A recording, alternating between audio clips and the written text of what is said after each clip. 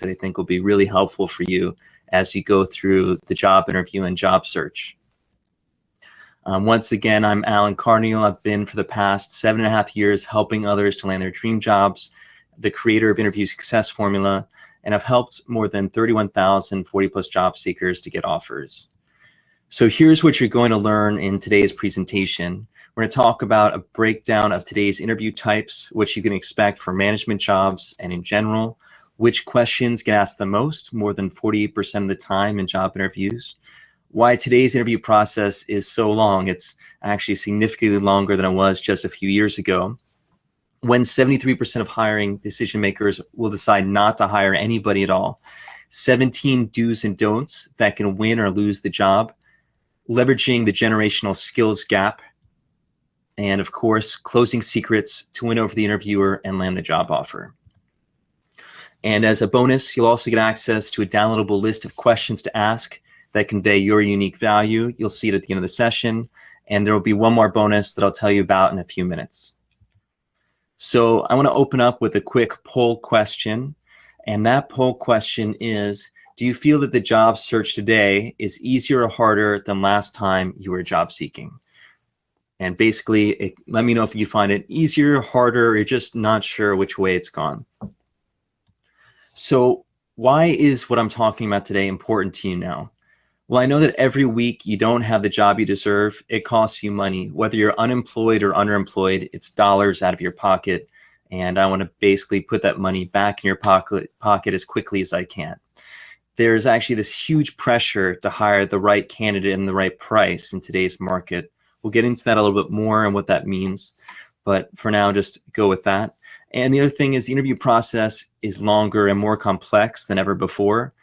But you still might get a call today to be asked to interview tomorrow. So it's not really fair, but it's something that you need to be ready for in case you get that call. And finally, there's a lot of advice out there that isn't always giving you the right message. And so I'm really think that's important. All right, so let's take a quick results of our poll, take a look at it and see where we are.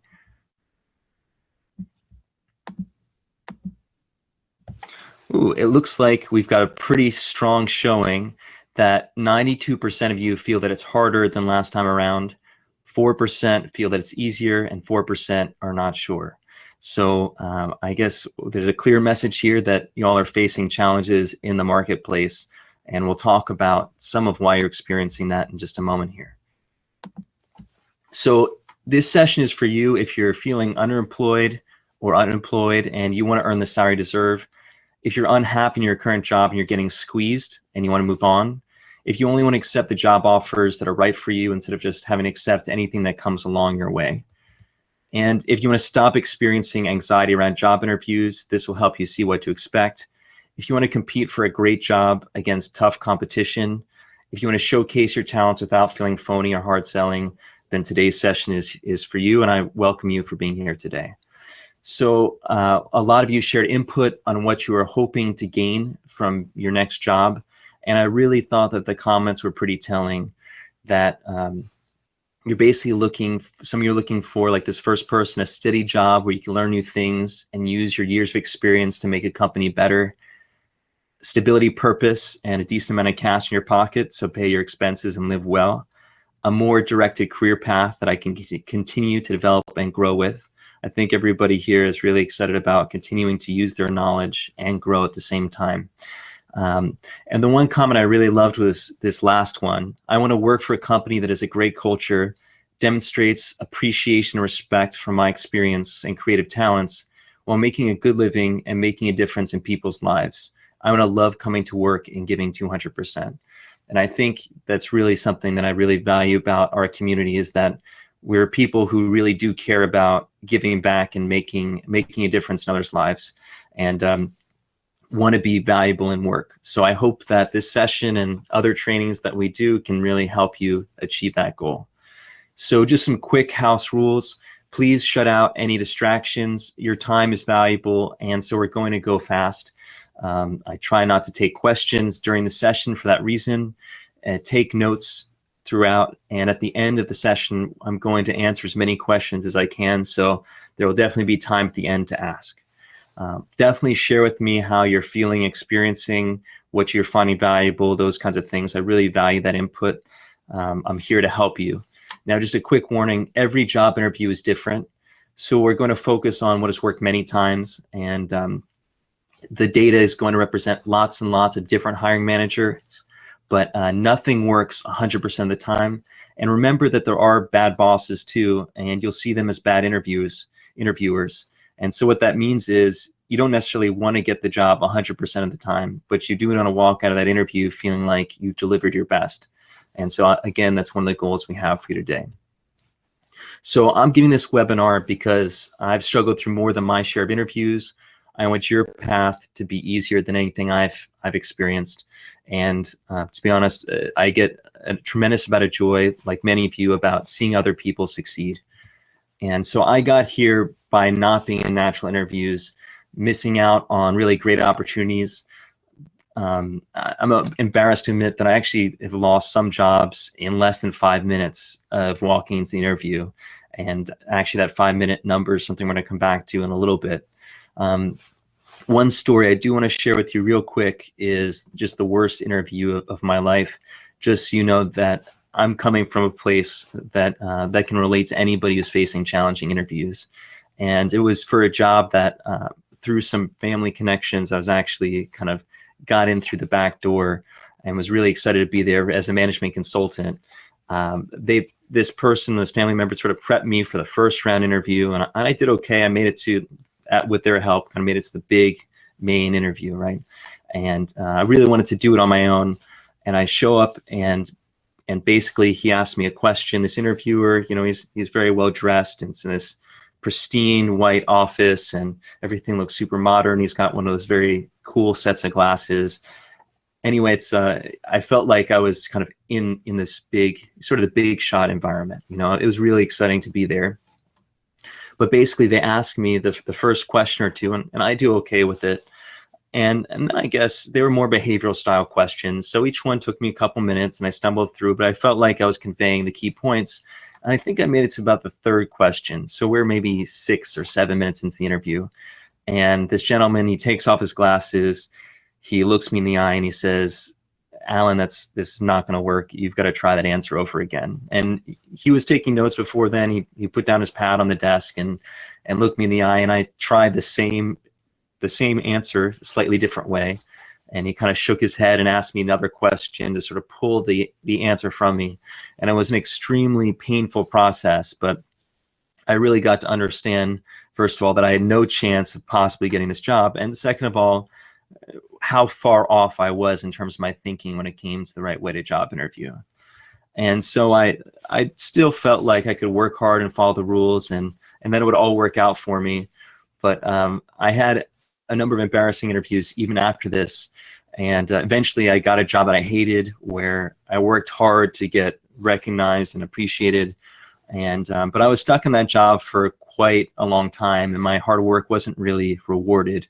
And even though I wanted to get out, I was afraid of another embarrassing interview where I just wanted to slink out the door after 5 minutes, where my face would turn bright red and everything else. And to be honest, one of the hardest feelings that I had was feeling really alone, because I'd watch friends, peers, family members, others succeed, and I couldn't keep up. I was stuck in this job where I wasn't able to move forward, and I finally just kind of collapsed in on myself, to be honest, and felt totally miserable. And I conveyed to a mentor of mine just how much I wasn't happy. And what I discovered through that conversation with him is that there are lots of people like me, that there are people who care about others, their community, their family, and they help others to succeed, but feel guilty ever asking for themselves. And then they hit some sort of snag or setback, or even a job that just isn't going anywhere, and they're kind of stuck. Their colleagues respect them, but not enough to kind of make things happen for them. And so I wanted a better way for myself, and if possible for other people. I invested in books, webinars, studied psychology research. I talked to coaches, recruiters, those naturally charming people that can, basically everybody loves them no matter what they seem to do. And I made a lot of mistakes in this process, trying too hard. Definitely something we'll talk a little bit more about, sort of being judged for trying too hard. But at the end of the day, I uncovered a process where I discovered I didn't have to be a natural charmer to get others to connect with me and to be acknowledged. And I learned that I could talk about my unique talents without feeling sleazy or selling out. And I stopped setting off their lemon alarm bells, which is something we'll talk about a little bit later today. I realized that the way I cared about other people, much like you, is something that I could turn to my advantage. And I learned how to connect with interviewers in a way that felt real and comfortable to me. So that's just a little bit about where I'm coming from. And I hope that, like myself, you're able to feel more authentic telling your story. You're able to connect with people, so you don't have to feel so defensive, and you're just feeling more in control of the process. So after that, I've now been able to share what I've done with more than 31,000 different job seekers. I've been featured in U.S. News & World Report, Forbes, Mashable, Chicago Tribune, and dozens of others, and run workshops with World Bank, NASA, Harvard, Yale, 40 Plus, DC, Teach for America, Academy Women, a number of other groups. So I've been really blessed to go through all that experience. And without any further ado, I'd love to share with you just some of the insights I have about 5 factors you need to know about in 2017 to get the job you want and ace the interview process. So the first thing that we're going to dive into is the hiring professional's perspective. Then we're going to talk about inside today's interview process, boil it down into what's most important, how to turn this to your advantage, and some closing secrets to win the job offer. All right, so I hope learning my story has been helpful for you. And now just, if you wouldn't mind, grab that pen and pencil and a pad of paper, and we'll dive in and take some notes. So let's talk about the hiring professional's perspective. So the first thing is that hiring professionals are feeling pressure. 90% of recruiters say that candidates are driving the job market versus 54% in late 2011. That was a study done by Management Recruiters, Inc. And 75% are actually having trouble filling jobs because they're coming across too many unqualified candidates. So what happens when the economy is not doing as well is that hiring professionals are in a position of sort of freedom, and they're feeling that freedom constrict on them. And so what they're starting to realize is that qualified candidates have a very high perceived value. And when they become an employee, a strong employee is really hard to replace, especially if the economy gets better. It will become even harder to replace something like that. And so what that means is every time they hire, they want to hire the right person today to avoid a potential shortage tomorrow by either having to lay off the wrong person or that person leaving in short order. And what that means is someone who's considered highly qualified is much more valuable than a couple years ago. It's less about kind of head-to-head competition and more about, is this person high value? So what are hiring professionals looking for? The first thing they're looking for is hard skills as a basic minimum threshold for consideration. 69% look to hard skills first. And that means in particular that your resume or your LinkedIn profile or whatever it is that gets their attention needs to show those hard skills and basically make sure that you're a fit. But once you get in the door, while they still see hard skills as important, 56% believe that soft skills are more important than hard skills. In particular, work ethic, communication skills, the ability to work with others in teams, problem solving, and even having the right personality fit. That's from a study by Beyond.com. And so there's actually this shortage that I was talking about a couple minutes ago. HR professionals are having difficulty finding those right technical skills, finding sufficient work experience, having people with the right professional skills that can often be like knowing how to talk to people on the phone through a sales call, as opposed to soft skills, which is more kind of work ethic and communication in general and those kinds of things. And that's a study done by Society for Human Resource Management. I know for some of you who are a little bit more senior in your work experience, that this idea that you're facing these challenges, and there's also a challenge by HR professionals to find people with work experience, might be kind of ringing an alarm in your mind. And it's something we're going to come back to in just a minute here. They actually see a generational skills gap. So when you ask someone about millennials and how they feel like millennials are performing, or when you bring a millennial into the workforce, how are they performing? 60% believe that managers actually believe that they lack critical thinking skills. 56% think they lack attention to detail, and 46% feel that they lack communication skills. That was a study by payscale.com. And on the other side, they actually see that baby boomers are advantageous. 58% are seeing that there's superior professionalism and work ethic among baby boomers. They've got higher writing skills and communication skills in general, and that they've got superior problem-solving skills. Now, this is something that you should be aware of, is even though there's this big difference in perceived talent between millennial workers and baby boomers or more senior workers, when a hiring manager looks out in the job market and see who's applying to jobs, it skews a lot younger.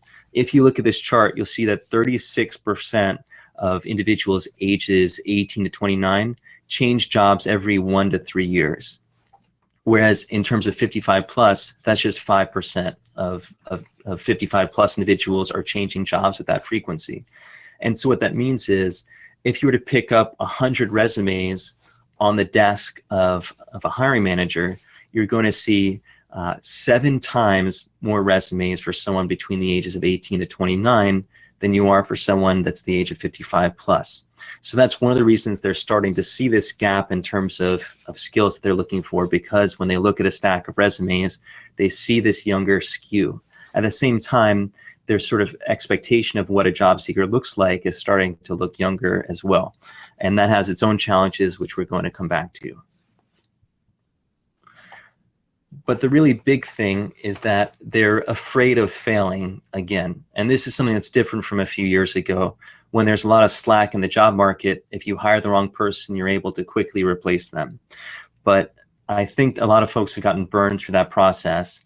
And as a result, they're starting to feel like it was a mistake. And they're afraid. There's a lot of fear from a hiring manager's side of the desk. 64% of human resource managers admitted that they misjudged a new hire's fit, and 66% reported losing an employee because of there being a bad fit. That's both from a study by Robert Half.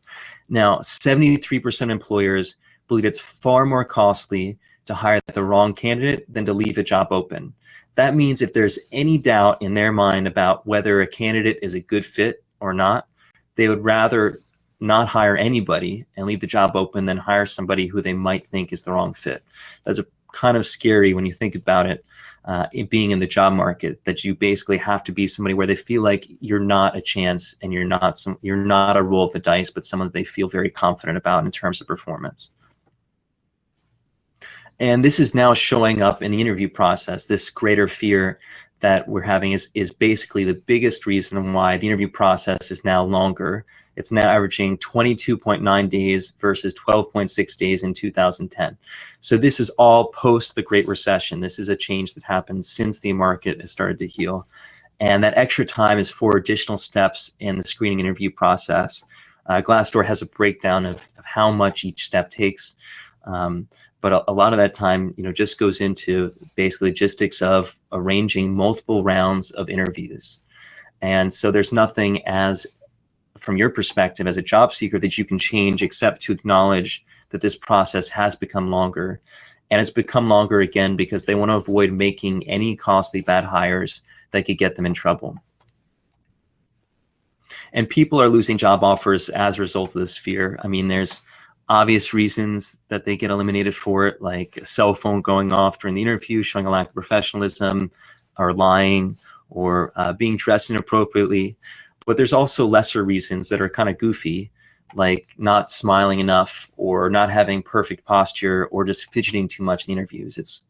But what this is saying, and this is studied by CareerBuilder, is that the job interviewers are just very quick to pull the trigger, and I guess more dismiss a candidate in that sense, to pull the trigger, than basically to hire somebody.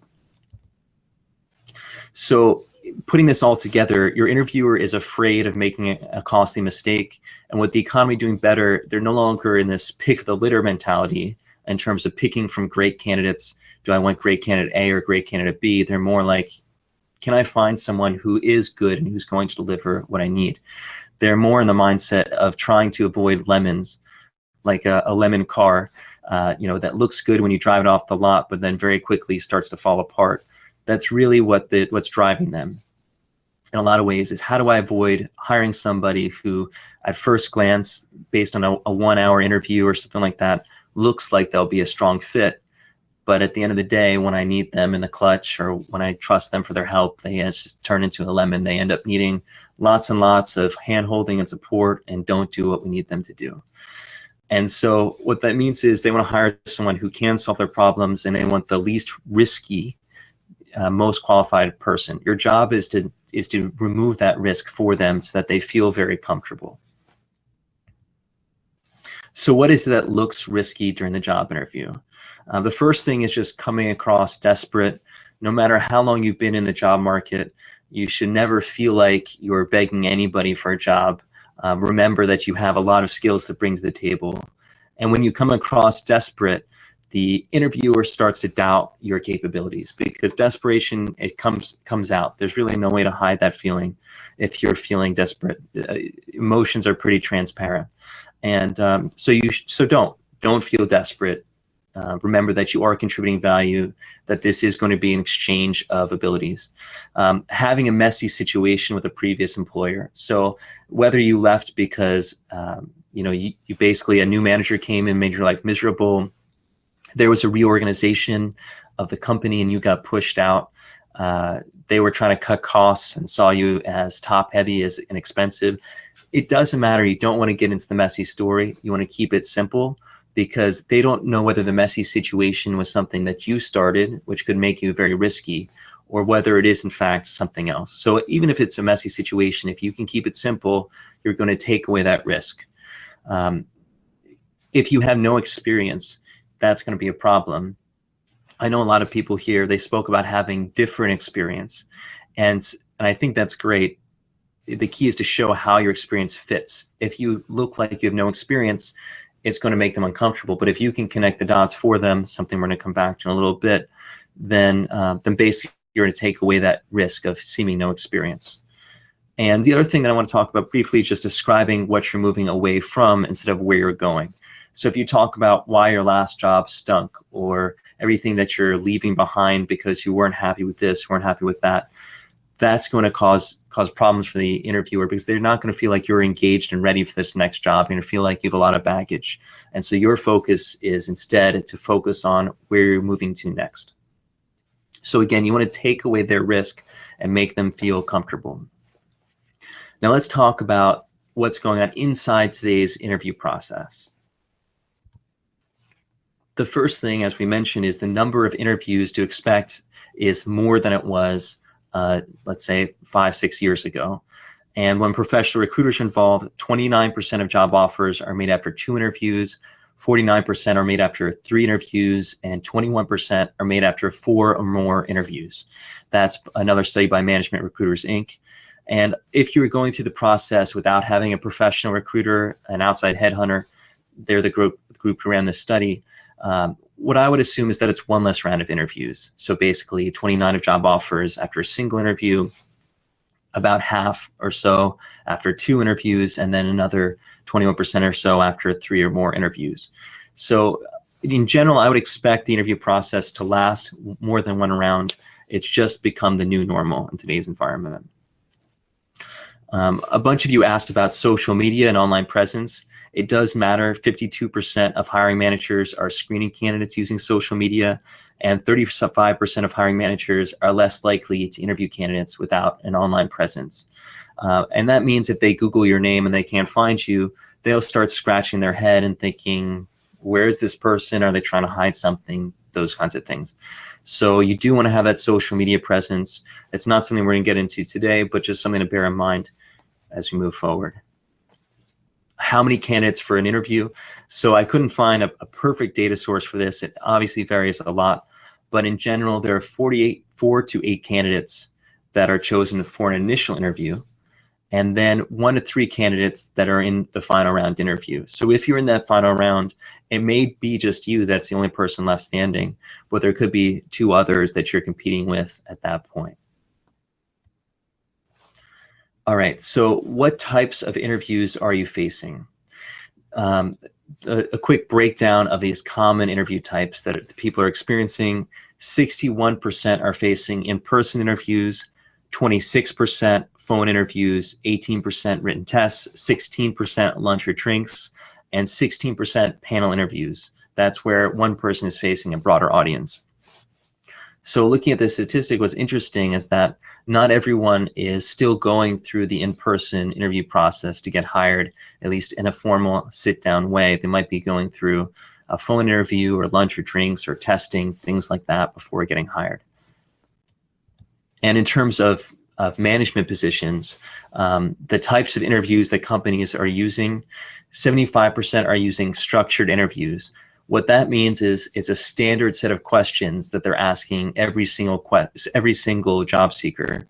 And the reason they're trying to do that is to remove bias in the process that comes from asking different questions of every person, and also from avoiding forgetting that question that they really wanted to share. 77% of companies are using phone screening to some extent. 68% are using one-on-one interviews, live interviews. 58% are using behavioral interviews. Those are tell me about a time when kind of interviews where the expectation is that you're going to share a story that highlights a specific experience. And that goes back to the statistic we heard earlier about interviewers looking for experience and sort of a gap of experience. And 73% are checking references. So it is important that you do connect with your references and stay in touch with them. They do matter in the job search today. That being said, if you felt like your past references burned you and there's no way you could possibly get a job if these folks checked your references, you do have the comfort in knowing that 1 out of 4 or so employers doesn't check references. And so you can still get a job in today's market, even if you had an employer who seems to just be out to get you. One of the trends that you may have heard about more and more is web video interviews and Skype interviews. So web video interviews can be just you're recording answers to a screen, and Skype interviews is basically talking to somebody via webcam over your computer screen. And so while 31% of interviews in software technology are using this Skype and web video, that's according to JobVite, it's not nearly as frequent in other fields. So if you are in other fields, it's not something that you need to be panicked about at the moment if it's something you're not comfortable with. But as a quick warning, where tech goes, everyone else follows, just a little bit slower and a little bit later on. So let's look at this. Who makes the hiring decision?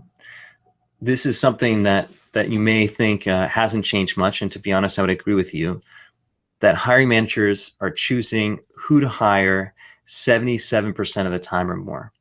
And that means that when in doubt, it's that hiring manager that's making the decision of who finally gets the job.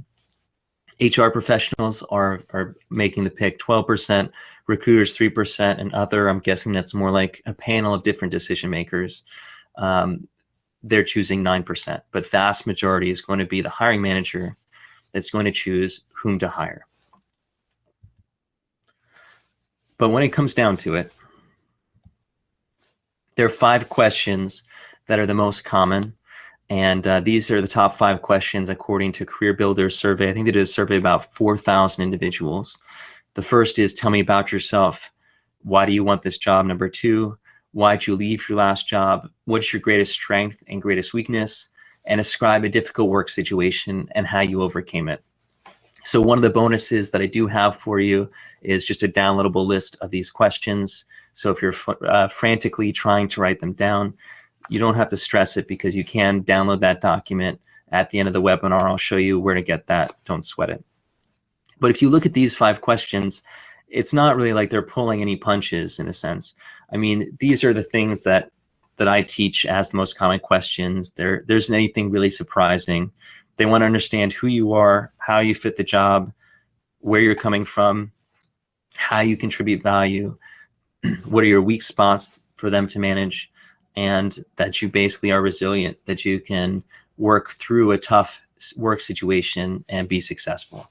And that's it. I mean, it's basically all the other questions, I'd say, in many sense, are related to this set. And so knowing these 5 questions and being able to answer these can give you a huge leg up with the interview process. Now, this is something I mentioned earlier. Decisions to cut are made quickly. So even though there are multiple rounds of interviews, in a recent survey, 49% of employers said that they know within the first 5 minutes of an interview whether a candidate is a good or a bad fit.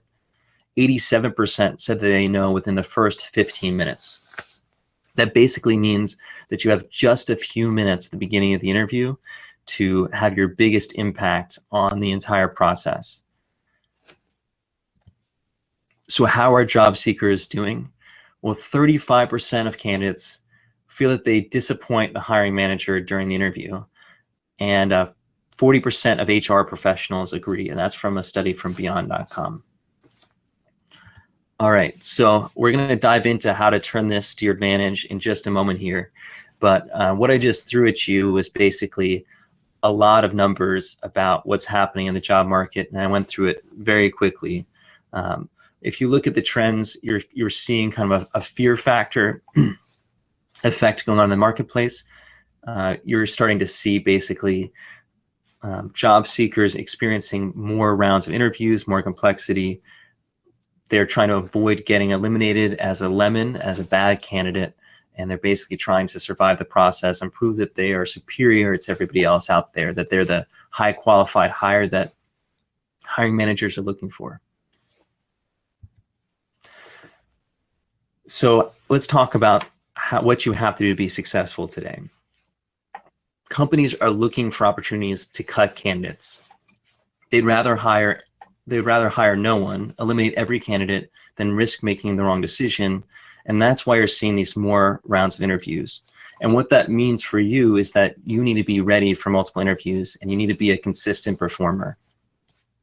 That means that you can't let luck take hold, basically. If you feel like you do better walking into the interview and winging it, that might work, let's say 70% of the time, but when you have to go through 3 or 4 interviews, that's not going to work for you. Eventually, your luck's going to wear out, and you're going to get cut. So what this is also doing is it's causing good candidates to get eliminated because of bad fit answers and interview mistakes. That's actually by design. They're okay losing good people in today's job market in order for them to make sure that they don't get a bad candidate. All right, they're that risk averse. So if you've ever felt like you were dismissed for something silly, I would agree with you that that's something that's a risk in today's job market, and that's their intention to avoid making a mistake.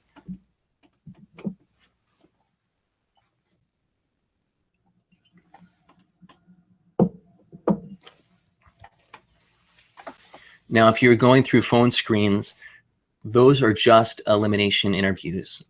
Your job is to not be eliminated. They're trying to cut people who have problems, who could be risks. Your job in this first round phone interview is just to avoid getting eliminated. So if it only runs 15, 20 minutes, don't be surprised. And you want to focus on the big bullets. A lot of these are HR professionals. They're not the hiring manager. And they are basically there to make sure that you have those hard skills that you talked about, that you have basic communication skills and a good work ethic, those big soft skill bullets. And the questions you want to ask during this kind of interview are, again, those big bullet ideas. You don't want to get too into nitty gritty. You don't want to talk about benefits. You don't want to talk about anything that can create too much doubt in the process. Your job is just to make it through that phone interview and not get eliminated, so that they nod their head and say, yep, Alan looks like someone that we should talk to further. Now, the first 15 minutes of other interviews, if you remember that statistic a minute ago, where basically the vast majority of hiring managers decide whether someone is a bad fit or a good fit in just 15 minutes. So that first 15 minutes is basically just for them to decide whether or not they should eliminate you from consideration. The first few minutes is just, oh, I don't like this person, I should get rid of them, or this person is worth continuing the conversation. Now, the good news for you is that the first 15 minutes is when the interview is most likely to be structured. Basically, they're going to start every interview with sort of a standard script, probably just from comfort, right? If you start a conversation with someone, you might say, hey, how you doing today? How's your week going? How's work going? You might have a standard script of questions that you always go to. And that's true with interviewing too. They're going to lean on their standard script of questions for those initial few minutes at least. It may last the whole time, but at least for those first few minutes, you can expect those standard questions. And you're likely to hear those 5 questions that we talked about earlier, those most common questions. And so that means you need to have answers at the ready for these questions. Something that's really important is that the clock starts over with every single interview. So if you make it through the phone screen, that's great. Then you're talking to the first person, the next interview, the clock starts over. They decide, should they eliminate you? Should they not eliminate you? Again, in those 15 minutes. And when you make it to a 3rd round interview, you may feel like at that point, you're just kind of hammering things out, but you're still in that elimination mode for the first 15 minutes. Even though they may feel like they already have a relationship with you, those first 15 minutes, they're still doubting. They're still kind of warming up and remembering whether or not you're a good fit. So you have to stay on your toes throughout the process because that clock starts over. And making through the 15 minutes does not guarantee you a job in any way, shape, or form, but it does keep you through that elimination round. So you can get eliminated for the big mistakes. And some of the big mistakes that the companies will comment about, the hiring managers will comment about, is just seeming disinterested in the job, talking negatively about a past employer, appearing uninformed about the company or role, not providing specific examples, and not asking good questions. And basically, these mistakes come from not being prepared for the process. If you don't research the job and the company, it's going to seem like you're disinterested, whether or not you're disinterested. And so I would say these first 2 bullets are basically the same issue, that when a job seeker seems uninformed, they seem disinterested. It's also about asking good questions about the job. And what I consider good questions are not going to be questions where they're sort of gotchas, where you do so much digging, you ask some very obscure question that you feel like they can't answer. But it's going to be questions where you explore the job with them and create new possibilities with them. I'll give you a couple of examples of questions to ask a bit later on in this webinar. And finally, providing specific examples. As we went back to earlier, it's all about showing that you have the experience and you have the skills in many ways, soft skills and hard skills. And so basically, you need to put in the time to identify and prepare relevant examples for this job. If the examples that you have are for a different job or experience, it's not going to work, right? It really needs to be tailored to this job and their needs. Another thing just to warn you about is don't fall down on tough but expected questions. So I know for myself going into interviews, I was always terrified of that biggest weakness question. To be honest, I was terrified of all those common questions. But if you know there's a certain question that you're worried about, why'd you leave your last job? What's your biggest weakness? Where do you see yourself in 5 years? Anything like that, make sure you have an answer at the ready that you feel good about. That's kind of a gimme, that you know that there's a scary question, that you once you know what that scary question is and you walk to the interview ready for it, it's kind of like a gimme that you can now not have to worry about that question anymore. So I strongly encourage you not to fall down on those questions. If you're able to avoid this elimination in the first 15 minutes, and again, you want to hit those big bullets in the first 15 minutes and really sort of show fit on a broader level, then you're in a position to win the job and show that you are highly qualified. As we mentioned earlier, hiring teams are hungry to find those qualified candidates who have the skills. And in fact, they're willing to pay more money to get them. Wages have actually been rising at greater than 4% since Q1 of 2014. So it's about a little more than 2 years of wage growth. And that growth isn't consistent across the board, right? Most people aren't seeing raises, but people who are now considered highly qualified and in demand, they're now getting that economic benefit that many of us are after. And that means that you have to show them that you match their needs and are highly qualified. And that goes through the process of identifying the problems that you can help them solve.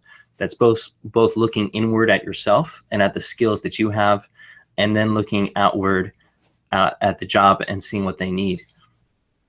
And then you want to back up the problem-solving skills that you have by giving experiences and using examples. your experience does not have to be in the same job. All right. It can be in any number of different fields.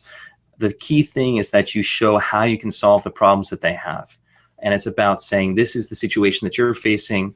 This is the way I approach a very similar situation. And here's basically how I would think about approaching your situation. Connect the dots for them in that sense.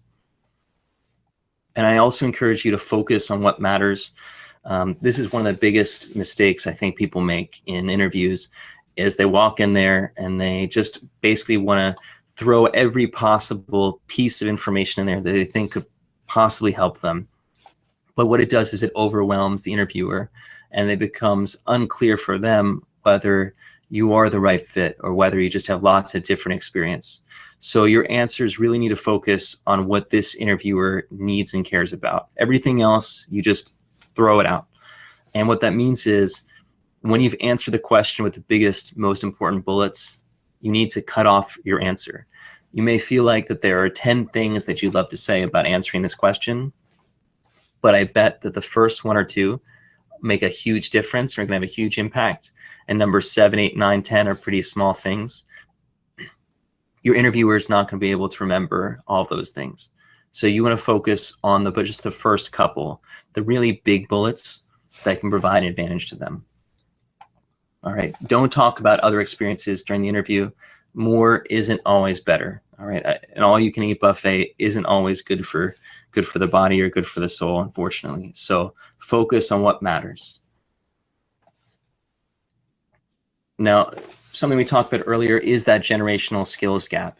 So if you are a baby boomer, you are perceived to be a stronger candidate in many ways than a millennial. So that's to your advantage. If you are older and you're feeling like you're getting discounted, know that they do see baby boomers in general as stronger candidates than millennials.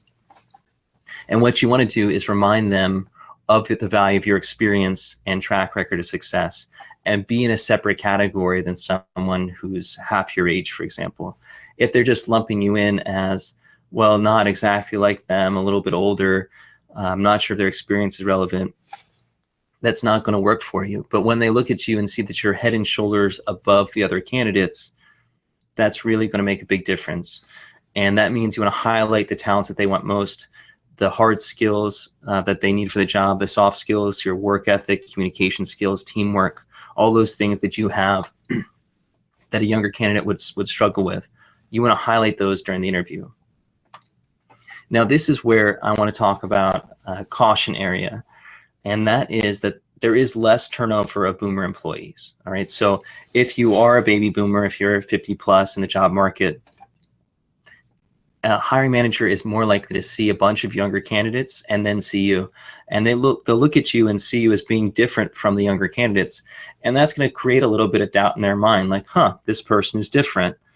Should I be worried about that? And in particular, if lots of baby boomers are on the job and you're out in the job market, that's going to make them think, well, is this person a lemon? Is there something wrong? Is there something I should be worried about in terms of hiring this person today, since I'm not seeing that many boomers and they seem really qualified? It's sort of like, is this too good to be true? Now, this may not be true with a millennial hiring manager, but for many hiring managers that are a little bit more senior, they are worried about this lemon effect of hiring somebody who's a little bit older.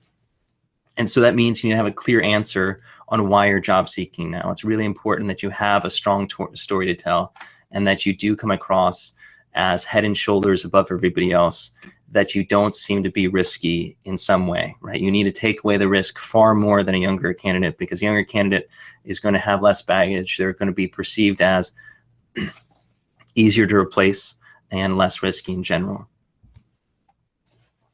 Again, the hiring manager is the person who's making the hiring decision. So you need to win over that hiring manager in order to get the job. You need to get their trust and confidence, and you need to connect with them as a person. You also need to be seen as highly qualified and more valuable than every other candidate out there.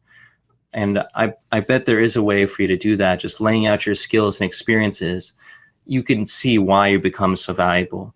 And that's something that you just need to communicate throughout the interview process.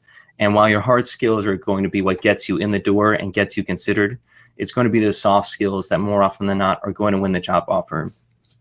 So you need to communicate all of that during the process. One thing that I encourage you to be thinking is asking them the question, how can I help? And the interview is about them and focusing on what they need most.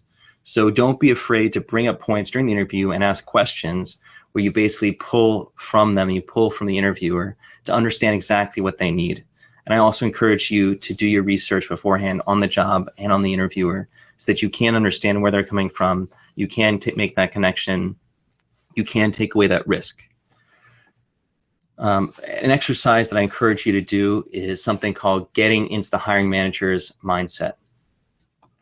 And what that means is, if I were in their shoes, what are the problems that I would be facing? What are the skills and talents that I would think are the most important?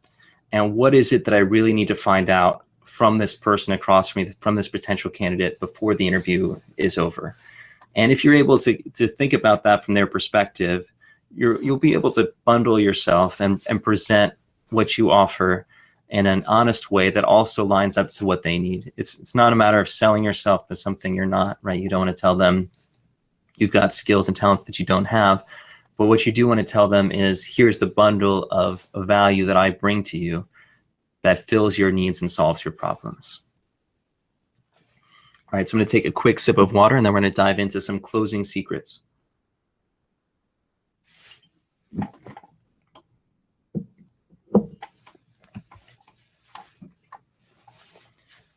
The first thing that I want to encourage you to do is to do your research so there are no surprises.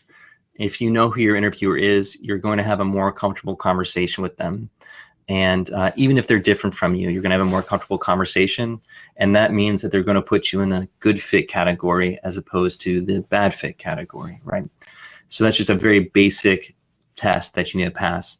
Next is to research the company and the industry so that you show that you're in the know and on top of the latest trends and are seen as highly qualified. Anything that you can do to be put in that highly qualified category is going to increase your chances of getting the job, and it's going to increase the salary offer that they give you bringing in, because they're going to want to retain you. They're going to want to see you as somebody who's going to be competed for. And so being on top of industry and what's going on is going to play to your advantage. And again, you can ask questions during the interview about understanding what they're looking for, but I strongly encourage you to research the ideal candidate profile so that your answers show the interviewer that you are unique and you are hard to replace, and you're a resource that can solve the problems that they're facing. So all of this is covered in the research module of the Interview Success Formula program. If you're a member, you can just jump in and access it today. We've got the video-based tutorials that guide you through it and worksheets that help you pull together the information that you need. There's also a text-based version of it and downloadable audio as well. You can see that in the bonus section. I also encourage you to be ready for those most common questions, the 5 that we talked about earlier, and a few others that you're aware of, any ones that you think are going to cause trouble for you. And that'll help you pass that 15-minute elimination round of each interview. And you want your answers to be ready to put together that combination of hard skills and soft skills. And again, to avoid elimination, you want to avoid the cliches. So even though you might want to say that you're a hard worker, you have strong attention to detail, you're a great team player, because those catchphrases are used so frequently during the interview process, what that does is it starts to decrease the value of your stock, right? It suggests that you're less unique and you're less highly qualified, you're more run-of-the-mill and a copy of everybody else. So even though all those things might be true and they are skills that they talk about, you need to find a unique way to talk about each of those assets that you have. And that's actually something that we do inside of the crib sheet report, the custom built answers that you can download. You basically fill out the custom survey. It takes about half an hour, and then you can download 20 answers based on your motivations, your strengths, your values, your personality type. And we're going to give you language that talks about those strengths and skills in a way that's not that standard cliche answer of team player and hard worker and strong work ethic that can get you in trouble. Again, because you're going through multiple rounds of interviews, it's essential that you build your answers beforehand so that you can create consistent performance. If you think about actors, military personnel in a conflict situation, anybody who's basically kind of dropped in a high pressure environment, what they do is they create the answers, they create their strategy and process beforehand. And so when they get in that situation, it clicks for them and they basically go almost into an autopilot and they know what to do. Their senses are just heightened and they have the process. And basically, because the interview process is so iterative, it's important that you have those answers built beforehand, that you connect the dots for them. Remember that they are distracted. They're more afraid of making a mistake than hiring the right person. So part of their brain is saying, do I, don't I? And part of their brain is listening. But as a result, you need to help connect the dots to help them stay engaged and remind them, this is how you create value. This solves a specific problem, XYZ, that you're facing. You need to have those numbers and details, your past experience from your resume that proves that you're a high value investment. The more specific you can be, the better. And you need to have stories that highlight how you have a unique way of solving problems, someone who can be counted on again and again, right? That perception of high quality, of unique quality, of being a unique asset. That's what you want to build through your answers. And all that's covered inside the build module of the interview success formula. Again, we've got step-by-step worksheets to help you through it. The worksheets are designed, let's say, for storytelling, to keep your stories short. Your stories shouldn't go on forever, but they should be nice and tight and stay almost within the space that the worksheet gives you. And so that's part of it. And we do have basically the video-based tutorials to help you, text-based version of the content to help you through that process. I also want to encourage you to be authentic and confident. I know that during the interview process, you may want to try to be anything that you can be to support the interviewer and make them feel good about you. But if you're faking it, it's going to set off that lemon alarm and they're going to say, something's not exactly right with this person. I can't put my finger on what it is, whether they're a little bit too desperate, whether they're not sincere, but something's not right.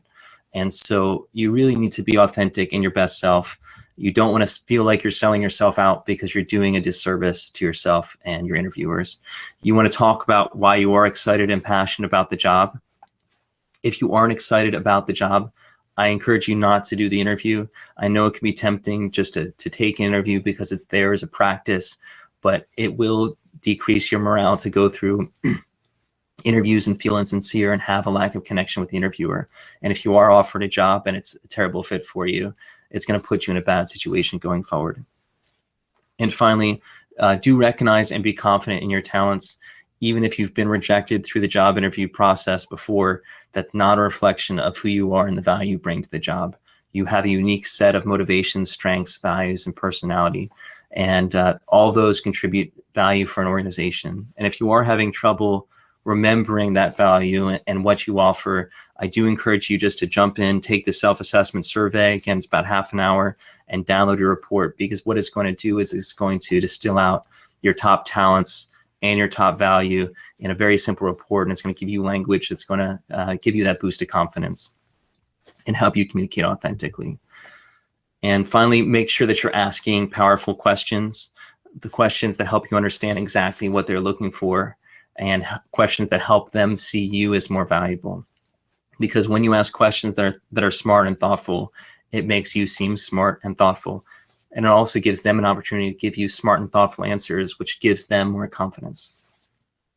So the more you ask questions and the more they share with you, the more they'll feel like you really, really understand the job, right? If I spend this whole time talking, at the end of it, all I'm going to feel like is, I feel like the people in the audience today are going to have a real advantage when it comes to understanding the interview process in 2016. And because you're part of my audience and you're part of my listening. And that happens with any situation where someone is communicating information. They feel heard, they feel listened to, they're going to trust you more, and that's a huge thing. So asking questions earlier on is also going to tell you if you are on the right track.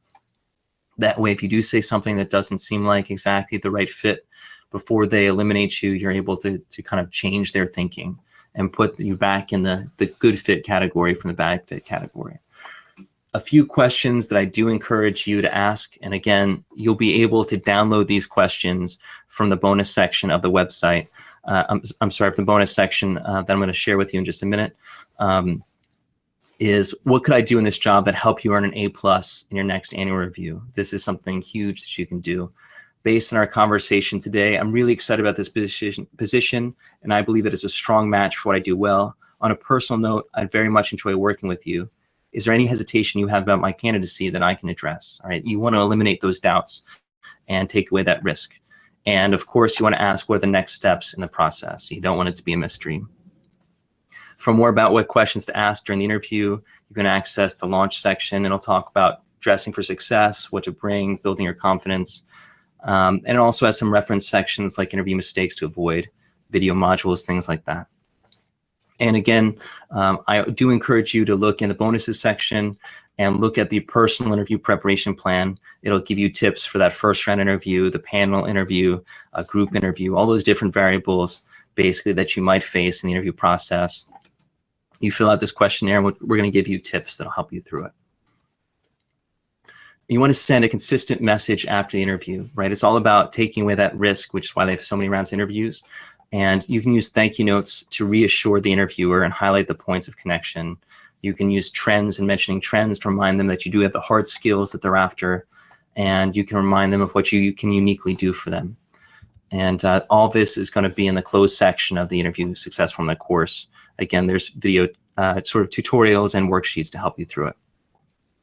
So using these closing secrets, you're going to avoid getting eliminated because you prepared the right way for your interview. You're going to feel authentic and that you're presenting your best self without those nerves. And you're going to have a conversation that excites the interviewer about you on their team and sees you as a strong, positive fit. So just a couple final points before the Q&A. I'm going to have a quick sip of water.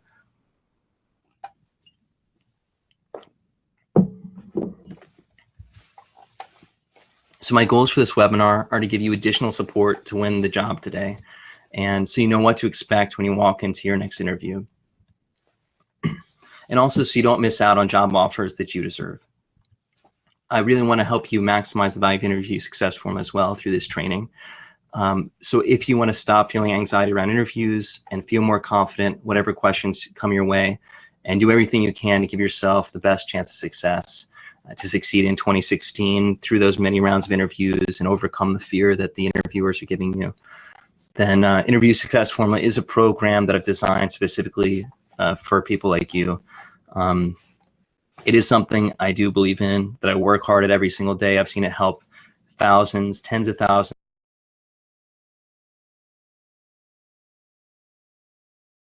of job seekers win job offers, and many were in a position where they felt like they were giving up. So I do encourage you to work through the process from, as much as you can from beginning to end. I've invested hundreds of hours in improving the program based on questions and feedback from job seekers like you. And if you are able to get the job just one day faster, then you more than covered the financial cost, and you've definitely covered the cost in terms of your time. It's a really worthwhile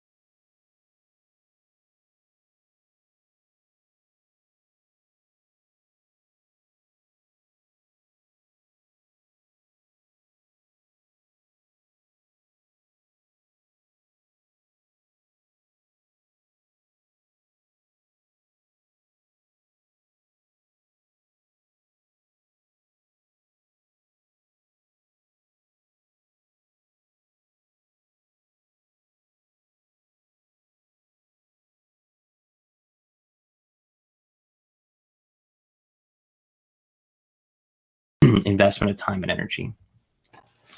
So why should you invest in it today? Well, you can access the program today for just 2 payments of $67. That's a new payment option that we've made available.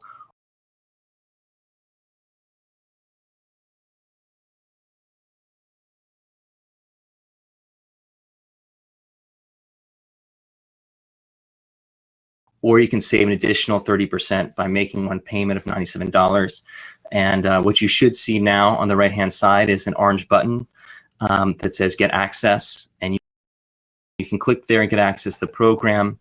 If you're interested in those bonus tools that we mentioned, the questions to ask, and also the top 5 questions that I was referring to, that list, you can click on that button to get access and scroll down to the very bottom of the page, and you will see 2 boxes, 2 buttons to download those 2 tools for you as PDF files.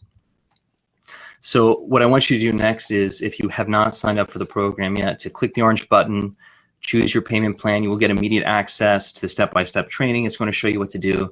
And that way, if you do get the call, even if it's for an interview tomorrow, you will be ready because you put in the hard work ahead of time. And of course, I back the program up with a 365